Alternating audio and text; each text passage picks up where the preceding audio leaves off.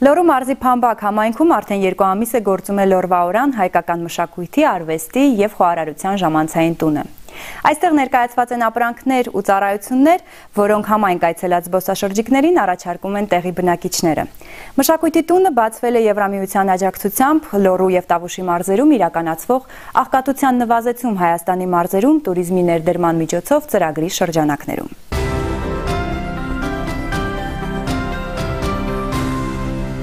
Վանաձորից 7 կիլոմետր հյուսիս-արևելք Փամբակ գյուղն է։ Այստեղ արդեն 2 ամիս է գործում է մի հյուրընկալ տուն, որտեղ Փամբակի եւ շրջակա համայնքների բնակիչները սիրով ընդունում եւ հյուրասիրում են Հայաստան այցելած զբոսաշրջիկներին, ներկայացնում նրանց հայկական ավանդույթները։ Այս կենտրոնը Լոռվաօրանն է, հայկական մշակույթի, արվեստի եւ խոհարարության ժամանցային տունը։ Այն սկսել է գործել Եվրոպական միության ֆինանսական օժանդակությամբ Լոռու եւ Տավուշի մարզերում իրականացվող աղքատության նվազեցում Հայաստանի մարզերում տուրիզմի ներդրման միջոցով ծրագրի շրջանակներում։ Ծրագիրն իրականություն է դարձել Սոսե բարեգործական հիմնադրամի ջանքերով։ Ծրագրի անվանումը ուրեմն աղքատության նվազեցում տուրիզմի ներդրման միջոցով, անվանումը ինքնին արդեն խոսում է ծրագրի հիմնական նպատակի մասին, այն է Հայաստանի մարզերում աղքատության նվազեցում աշխատատեղերի ստեղծման միջոցով, թիրախային մարզերը, որտեղ իրականացնում ենք ծրագիրը, դրանք Լոռի և Տավուշի մարզերն են, յուրաքանչյուր մարզում 5 անգամ համայնք ենք ընտրել և համայնքների ընտրությունը իրականացրել ենք հիմնվելով ուսումնասիրության արդյունքների վրա, որոնք որ իրականացվել են էլի ծրագրի շրջանակներում։ Եվրամիության օրակարգում կարևոր տեղ է զբաղեցնում աղքատության դեմ պայքարը։ Այս ծրագիրը շատ լավ օրինակ է, թե ինչպես է Եվրոպական միությունն օգնում հայերին, ստեղծելու նոր հնարավորություններ եւ աշխատատեղեր։ Ամեն տարի մենք սոցիալապես անապահով շրջանների համար իրականացնում ենք մի շարք փոքր ծրագրեր։ Հուսով եմ մեր համագործակցությունը զբոսաշրջության ոլորտում կլինի շարունակական։ Ծրագիրն ուղղված է տեղի բնակչության շրջանում գործազրկության վերացմանն ու սոցիալական վիճակի բարելավմանը։ Մինչ ծրագրի մեկնարկն անցկացվել է ուսումնասիրություն, պարզելու թե գյուղական զբոսաշրջության որ ոլորտներն ունեն առավել մեծ պահանջար։ Դրա արդյունքում կազմվել է ճամփորդական ուղեցույց, որը մոտ ժամանակներում կտրամադրվի տուրիստական գործակալություններին։ Դրանց միջոցով Հայաստան ժամանած զբոսաշրջիկները կտեղականան Լոռու և Տավուշի մարզերում մշակութային ժամանցի հնարավոր տարբերակների մասին եւ անմիջական կապ կհաստատեն տեղի բնակիչների հետ։ Ծրագրի շրջանակներում մենք ուսումնասիրություն ենք իրականացրել ի սկզբանե, որպեսզի հասկանանք, թե հայկական արվեստ, մշակույթ, խոհարարություն ոլորտներում տուրիստական կազմակերպություններին ինչպիսի ծառայություններ եւ ապրանքներ են անհրաժեշտ,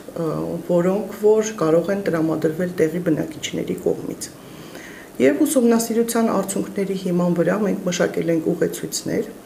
որոնք բաժանել ենք համայնքի բնակիչներին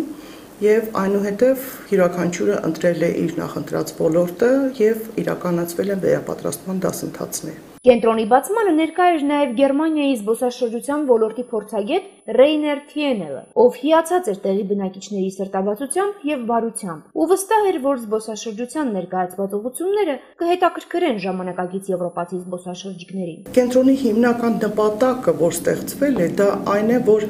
համայնքի բնակիչները, որոնք որ վերապատրաստվել են մեր ծրագրի շրջանակներում եւ իրենց տներում չունեն հնարավորություն այդ ծառայությունները մատուցելու, լինի կենտրոնացված մի տեղ, որտեղ կան համապատասխան պայմաններ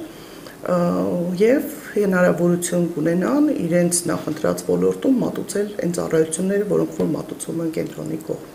Զբոսաշրջիկն այստեղ կարող է ծանոթանալ թոնրով պատրաստվող հայկական կերակրատեսակներին, հետևել լավաշի թխման ողջ ընթացքին, դառնալ խոհարարի ժամանակավոր օգնականն ու մասնակցել կերակրատեսակի պատրաստման գործընթացին ու ծանոթանալ ազգային խոհանոցի նրբություններին, իմանալ հայկական հացի պատմությունն ու խորհուրդը, ամեն ինչ հայկական տարբեր երաժշտական գործիքների եւ ազգային բարի մասին ու մի քանի պարային շարժում սովորել։ Մենք հիմնականում ունենք 11 ծառայություններ ներկայացրությամբ, որոնք որ առաջարկվում է կենտրոնի կողմից,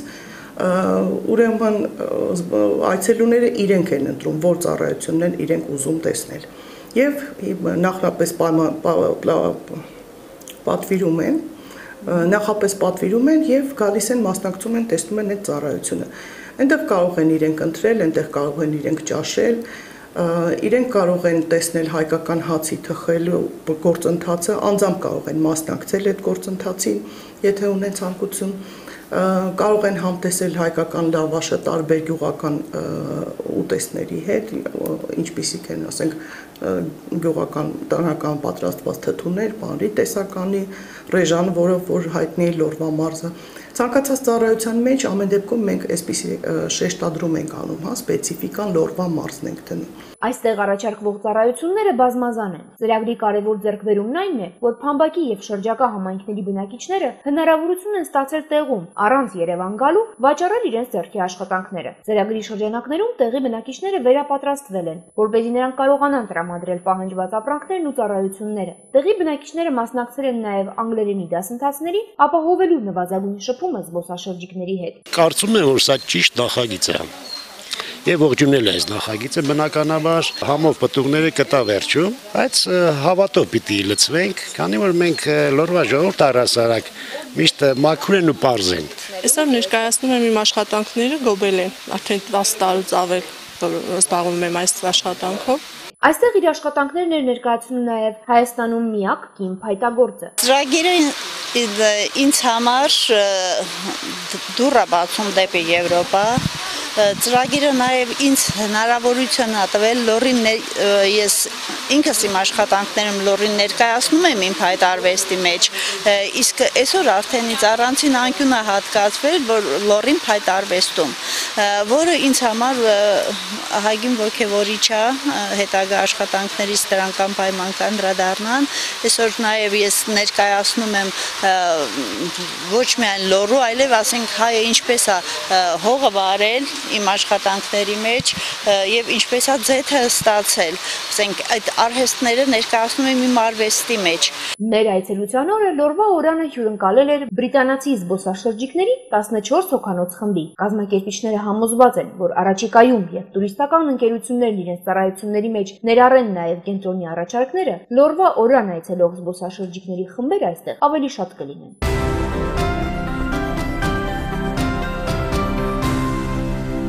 Այսպիսին էր Եվրոպան այսօր։ Մինչ նոր հանդիպում։